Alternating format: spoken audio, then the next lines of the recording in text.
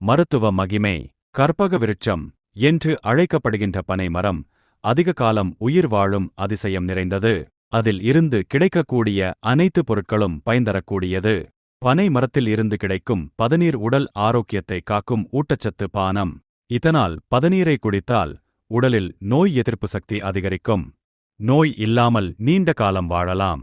பதநீரை இறக்கி அதை காய்ச்சி கருப்பட்டி தயாரிக்கிறார்கள். கருப்பட்டியிலும் பல்வேறு சத்துக்கள் இருக்கின்றன.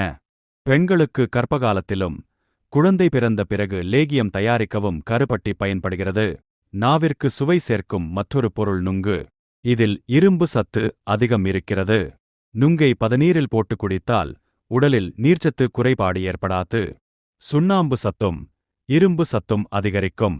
பனை மரத்தில் கொத்து கொத்தாக காய்க்கும் நுங்கை வெட்டாமல் விட்டுவிட்டால் நன்றாக பழுத்து பனம்பழமாகிவிடும்.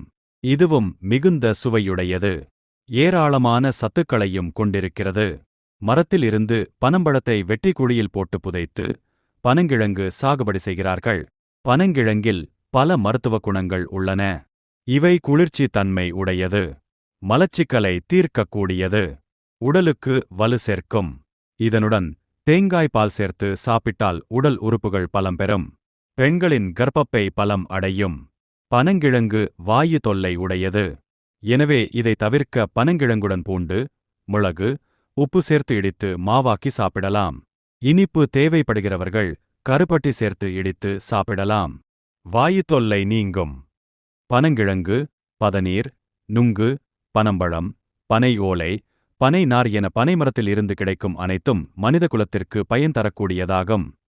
இந்த தகவல் உங்களுக்கு பயனுள்ளதாக இருந்திருந்தால் இந்த வீடியோவை ஒரு லைக் செய்யுங்கள். தொடர்ந்து இது போன்ற பயனுள்ள ஆரோக்கிய தகவல்களைப் பெற எங்கள் சேனலுக்கு சப்ஸ்கிரைப் செய்து அந்த பெல் ஐகானையும் அழுத்துங்கள். உங்கள் அன்பான நண்பர்கள் மற்றும் உறவினர்களும் ஆரோக்கியமாக இருக்க இந்த வீடியோவை அவர்களுடன் ஷேர் செய்யுங்கள். உங்கள் ஆதரவுக்கு மனமார்ந்த நன்றி.